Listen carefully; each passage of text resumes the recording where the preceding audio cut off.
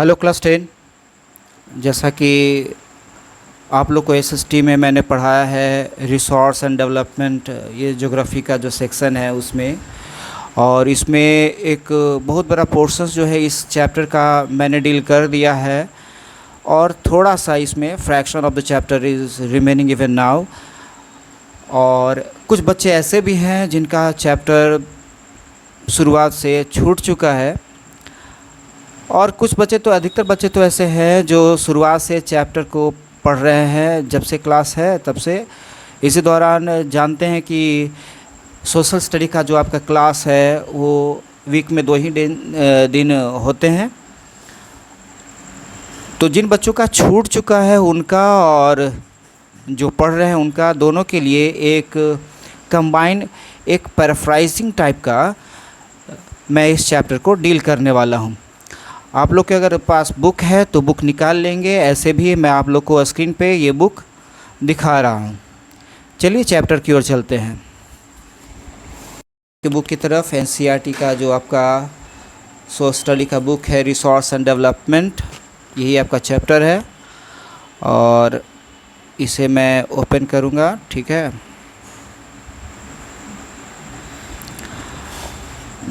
आपके पास अगर बुक है तो उसे भी निकाल लें, पढ़ना आसान हो जाएगा।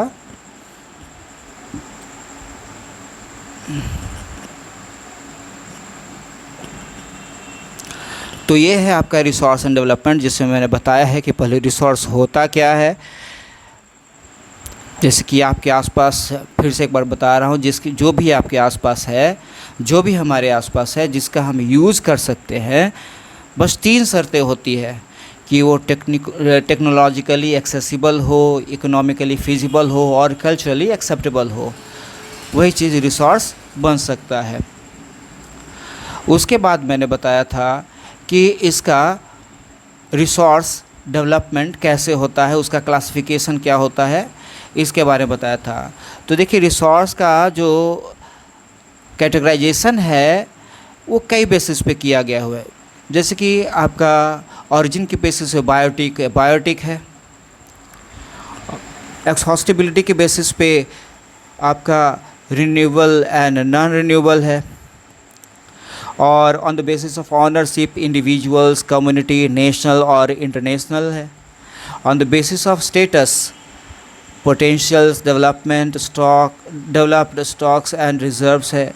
ये सब क्लासिफिकेशन ऑफ रिसोर्सेस है, और ये जो है आपका जो करेंट सिलेबस है उसमें से इस सेक्शन को, दैट मीन्स क्लासिफिकेशन सेक्शन को हटा दिया गया, जैसा कि आप पहले भी देख चुके होंगे।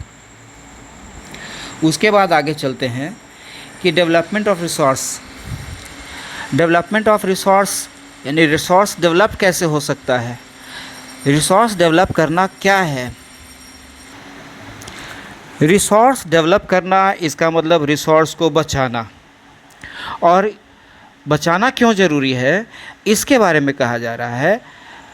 Resources are vital for human survival as well as for maintaining the quality of life. It was believed that resources are free gift of nature. As a result, human beings use them indiscriminately, and this has led to the following major problems. First, depletion of resources for satisfying the greed of a few individuals. Second, accumulations of resources in few hands, which in turn divide the society into 2 segments, that is, have and have not, as rich and poor.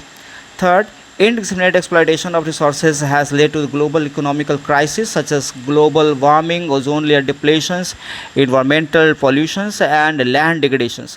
तो क्यों ज़रूरी resource development? इसके लिए पहला आपका जो बताया है, सबसे पहले तो हम लोग का सोच ही गलत है। हम लोग ये सोच कर बैठे हुए हैं कि रिसोर्स तो नेचर के द्वारा दिया गया फ्री गिफ्ट है, उसको क्यों ना ज़्यादा से ज़्यादा एक्सप्लॉइट करें। नहीं, ये बात गलत है। अगर नेचर ने हमें रिसोर्स दिया है तो उसका हमें इनडिस्क्रिमिनेट यूज़ नहीं करना है। अगर रिसोर्स का हम लोग इनडिस्क्रिमिनेट एक्सप्लॉइटेशन शुरू कर देंगे, इससे क्या हो जाएगा? ग्लोबल इकोलॉजिकल क्राइसिस होगा, ग्लोबल वार्मिंग होगा, ओजोन लेयर डिप्लेशन होगा, ये सारे प्रॉब्लम्स हैं, इन्वायरमेंटल पॉल्यूशंस और लैंड डिग्रेडेशंस, ये सारे प्रॉब्लम्स जो हैं वो रिसोर्स का इंडिस्क्रिमिनेट यूज़ करने पे अगर हम लोग समझ बैठे हैं कि रिसोर्स हमारे लिए बहुत ही फ्री गिफ्ट है, नेचर के द्वारा दिया हुआ, और हम जैसे चाहे वैसे इसका यूज़ कर सकते हैं, तो ये बात गलत हो जाएगी। ठीक है, इससे बहुत सारे प्रॉब्लम्स हो सकते हैं। और इससे क्या हो सकता है, समाज जो है हमारा, जो हमारी सोसाइटी दो सेगमेंट में बढ़ जाएगी। एक वो जिसके पास रिसोर्स है और एक वो जिसके पास रिसोर्स नहीं है।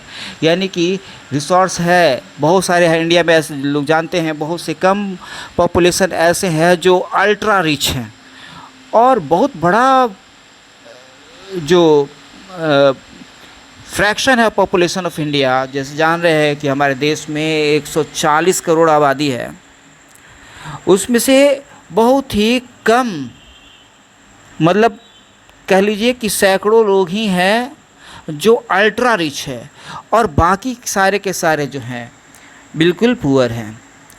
ठीक है, तो ये जो है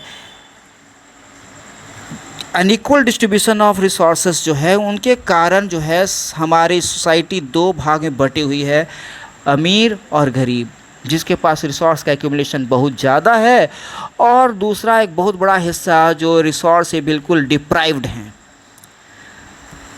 तो इसके लिए क्या करना होगा?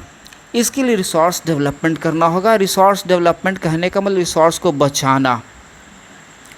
रिसोर्स बचाना कैसे हो सकता है? अगर हम लोग सस्टेनेबल डेवलपमेंट करेंगे तो रिसोर्स कैसे बच सकता है?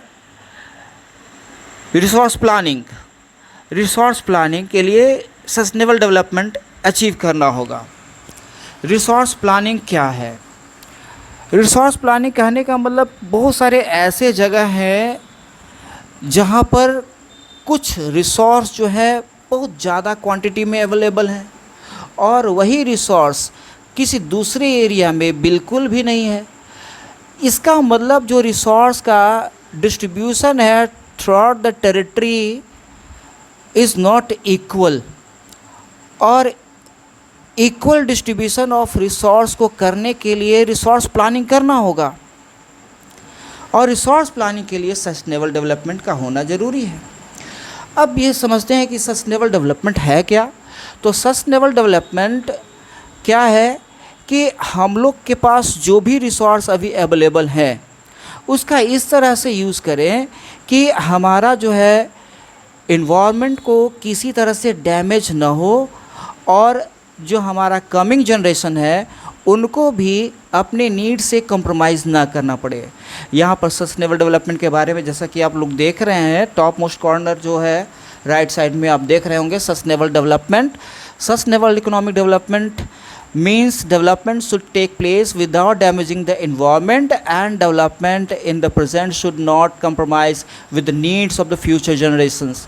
यानी कि जो भी डेवलपमेंट हमारा है, इकोनॉमिकल डेवलपमेंट, वो इस तरह से होना चाहिए कि इन्वायरमेंट को किसी तरह का डैमेज ना हो, और रिसोर्स इतना बचा हुआ रहे कि हमारे फ्यूचर जनरेशन को भी ज़रूरत पूरा हो जाए।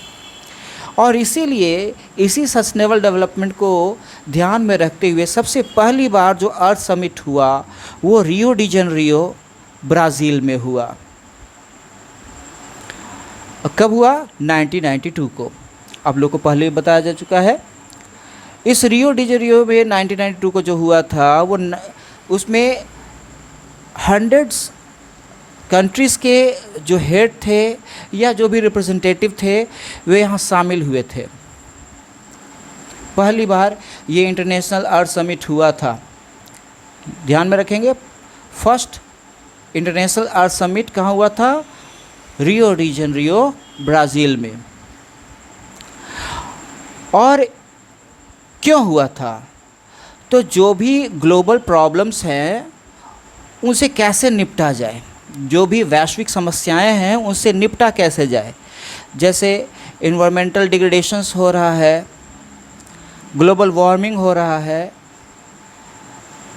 ग्लोबल क्लाइमेटिक चेंज हो रहा है, इन सारे समस्याओं से निपटा कैसे जाए। ये सारे देशों के जो अध्यक्ष थे, जो रिप्रेजेंटेटिव थे, उन्होंने एक डॉक्यूमेंट पे साइन किया जिसका नाम था declaration of global climatic change and biological diversity.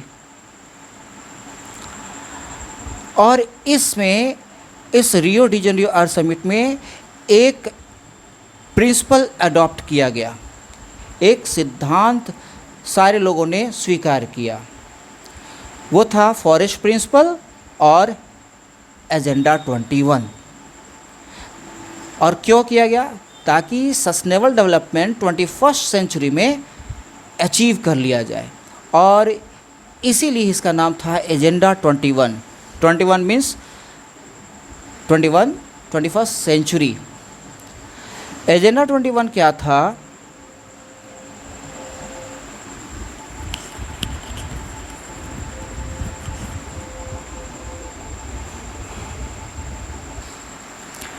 Agenda 21 एक सेल्फ डिक्लेरेशंस था, यानी कि एक घोषणा पत्र था जिस पे सभी 100 देशों के रिप्रेजेंटेटिव्स ने सिग्नेचर किया था। और कहाँ किया था? तो अनसेट यानी कि United nation conference on environmental and development, ये जो एक पार्ट है यूनाइटेड नेशंस का, एक हिस्सा है, ठीक है। और उसमें इस एजेंडा को रखा गया था और सभी 100 देशों के लोगों ने, 100 देशों के रिप्रेजेंटेटिव्स ने इस पे सिग्नेचर किया था, यानी कि अडॉप्ट किया था। और जैसा कि तो जान ही रहे हैं कि ये कहाँ हुआ था, तो रियो डी जेनेरियो में हुआ था। क्या इस एजेंडा 21 में? इसका एम था अचीव करना ग्लोबल सस्टेनेबल डेवलपमेंट। ये एक एजेंडा था कि इन्वायरमेंटल डैमेज, पॉवर्टी, डिजीज़, ये सबसे कैसे निपटा जाए, आपस में सारे देश मिल करके इन सारे प्रॉब्लम से कैसे निपटे। और इसका सबसे बड़ा ऑब्जेक्टिव क्या था, सबसे बड़ा लक्ष्य क्या था 21st सेंचुरी के, कि हर एक लोकल गवर्नमेंट अपने ज़रूरत के हिसाब से अपना लोकल एजेंडा 21 बना सकता था। अब जैसा कि आप जानते हैं, जितने भी एक्सहॉस्टिबल रिसोर्स है, एक बार अगर एक्सहॉस्ट हो जाएंगे दोबारा देखने के लिए वो हमें या हमारे जनरेशन्स को कभी नहीं मिलने वाला है। इसके लिए क्या करना होगा? सस्टेनेबल डेवलपमेंट अचीव करना होगा, प्लस उसके क्या अल्टरनेटिव्स हो सकते हैं उन्हें भी ढूंढना होगा। अब इसके लिए क्या करना हो, इसी के लिए जो हम लोग को एक टॉपिक है रिसोर्स प्लानिंग, यानी रिसोर्स का प्लानिंग, जो भी चीज़ कम होती है उसका एक प्लानिंग वे में एक्सपेंडिचर होता है। तो रिसोर्स प्लानिंग के क्या क्या स्टेप्स हैं? तो इसमें मेनली 3 स्टेप्स होते हैं। First, identifications and inventory of resources across the regions of the country, यानी कि जो भी आप टेरिटरी में रह रहे हैं, जिस कंट्री में रह रहे हैं, जिस जगह पे आप रह रहे हैं, वहाँ कौन सी चीज़ें रिसोर्स बन सकती हैं। इसमें क्या करना होगा? आपको सर्वे करना होगा, मैपिंग करना होगा, जो भी रिसोर्स है उसकी क्वालिटी कैसी है, उसकी क्वांटिटी कैसी है, इसका एक एस्टिमेशन करना होगा। यह सब उस रिसोर्स का पता लगाना होगा। सेकंड है evolving a planning structure endowed with appropriate technology, skill and institution setup for implementation of resource development plan. कहने का मतलब है कि अब जब हमने पा लिया कि कोई चीज़ जो है वो रिसोर्स बन सकती है, तो हम लोग को करना क्या होगा? एक प्लानिंग स्ट्रक्चर बनाना होगा जिसमें अप्रोप्रिएट टेक्नोलॉजी होंगे, कुछ ऐसे लोग होंगे जिसमें स्किल होगा उसको डेवलप करने का, इंस्टीट्यूशन सेटअप किया जाएगा। एक अकेला व्यक्ति तो कर नहीं, इंस्टीट्यूशन बनाना होगा उस रिसोर्स को डेवलप करने के लिए। जब रिसोर्स डेवलप हो जाए, रिसोर्स वो चीज़ हमारे पास आ जाए जिसको हम इम्प्लीमेंट कर सकते हैं, तो उसका यूज़ हम कहाँ पर इस तरह से करें कि पूरे राष्ट्र का डेवलपमेंट हो, पूरे राष्ट्र की प्रगति हो। इसलिए थर्ड स्टेप्स रिसोर्स प्लानिंग का क्या है? Matching the resource development plans with overall national development plans. तो इस तरह से जो है रिसोर्स के 3 स्टेप्स हैं। Identification and inventory, second evolving a planning structure and with appropriate technology, and third matching the resource development plans with overall national development plans. तो resource development के क्या स्टेप्स हैं उसको आपने जाना, जो मैंने पहले भी आपको बता रखा। उसके बाद है लैंड रिसोर्स, जो इम्पोर्टेंट है। रिसोर्स जितने भी सारे रिसोर्सेस हैं उसमें से मोस्ट इम्पॉर्टेंट रिसोर्सेज जो हैं वो है लैंड रिसोर्स। इसका हम कई तरह से यूज़ करते हैं, कई तरह से यूज हो रहा है, करते आ रहे हैं। जैसे कि मेनली है हम लोग इसमें दो तरह के एक्टिविटीज़ करते हैं, या तो एग्रीकल्चर एक्टिविटीज़ होंगे या नॉन एग्रीकल्चर एक्टिविटीज़ होंगे या फिर फॉरेस्ट होगा। तो इसी को कहा जा रहा है लैंड यूटिलाइजेशन। क्या है लैंड यूटिलाइजेशंस? दैट मीन्स जो हमारे पास किसी भी कंट्री में जो भी लैंड अवेलेबल है उसका क्या क्या यूज़ हो सकता है।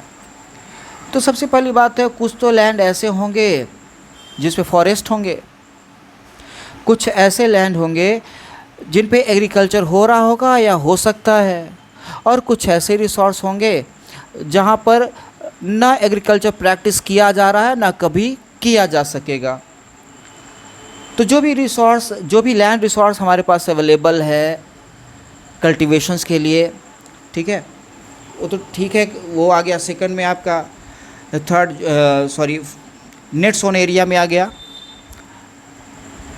और जिस पे किया जा सकता है लेकिन हो नहीं रहा एग्रीकल्चर, वो फैलो लैंड में हो गया, जिसको हम लोग परती भूमि भी कहते हैं। परती भूमि जो होती है वो भी आपकी दो तरह की हो गई, करेंट फैलो लैंड्स और अदर दैन करेंट फैलो लैंड्स, यानी कि जो 1 साल या उससे कुछ कम समय के लिए छोड़ा हुआ है। और उसके अलावा जितने भी परती ज़मीन है उसको other than current fallow land हम कहेंगे। ये उस कैटेगरी में हो गया जिसमें एग्रीकल्चर प्रैक्टिस किया जा रहा है में आपका हो गया नेट सोन एरिया, और जिस पे किया जा सकता है वो है फैलो लैंड। अब जिस पे किया ही नहीं जा सकता है वो क्या हो गया? बैरन लैंड, ठीक है। बैरन लैंड जो सेकंड में आप लोग देख रहे हैं, बैरन लैंड, इस सेकंड के ए में बैरन लैंड, या बी में वो लैंड जहाँ पे नॉन एग्रीकल्चर एक्टिविटीज़ जैसे उस पर बिल्डिंग बना लिया, रोड बना लिया, फैक्ट्रियाँ लगा ली, ठीक है। ये क्या है? जिस पे एग्रीकल्चर नहीं किया जा सकता है। और थर्ड है एक्सक्लूडिंग फैलो लैंड, यानी कि यहाँ पर भी खेती बाड़ी आपका नहीं होता है।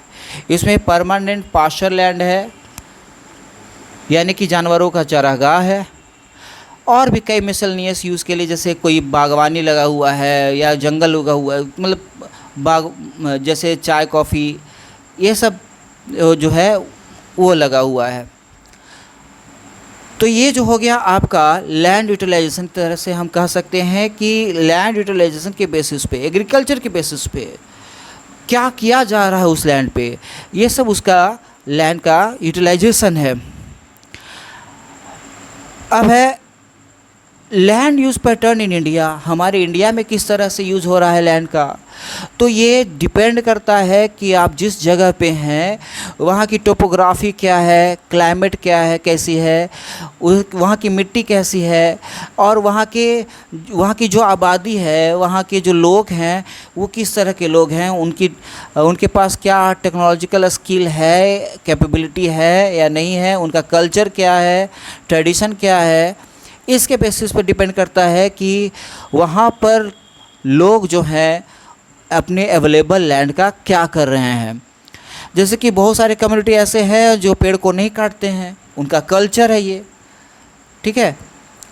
और बहुत सारे ऐसे लोग हैं जिसके पास टेक्नोलॉजी नहीं है, तो वहाँ पर भी जो है सस्टेन कर रहा है, फॉरेस्ट सस्टेन कर रहा है। तो लैंड यूज़ क्या है इंडिया में, ये सब इन बातों पे डिपेंड करता है।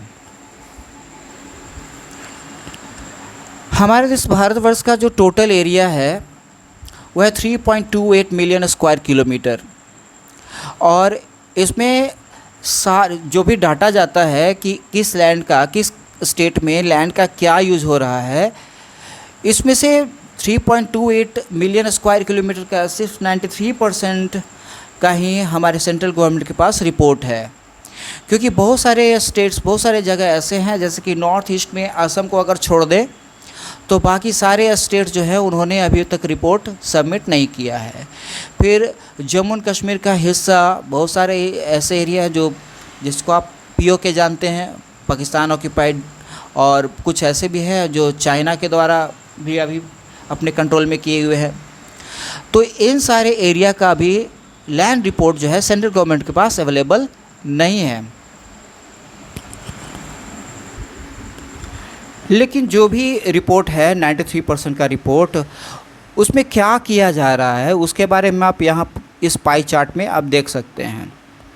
ये डाटा जो है एक general land use categories 1960 to 61 और general land use categories 2019 to 20 ये दिया हुआ है।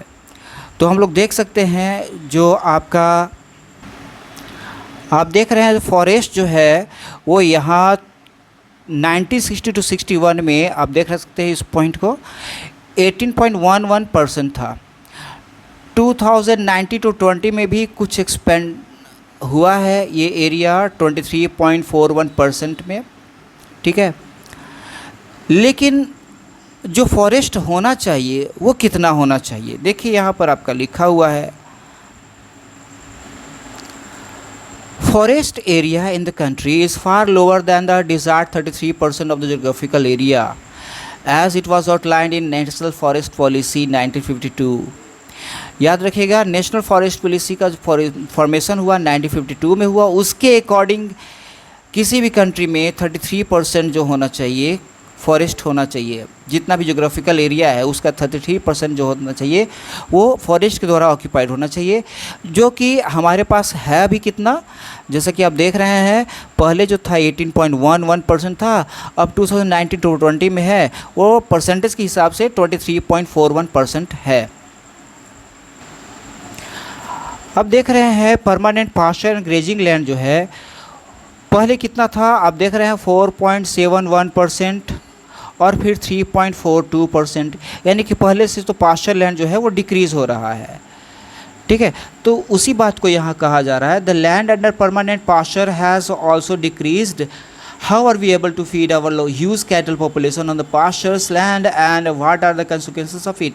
हमारे पास जो है जानवरों को खिलाने के लिए कुछ नहीं है, उसका एरिया यानी कि जो पास्चर लैंड है उसके एरिया में और भी डिक्रीजमेंट होता जा रहा है। इसका क्या होगा, इसका रिज़ल्ट क्या होगा, कंसिक्वेंसेस क्या होंगे।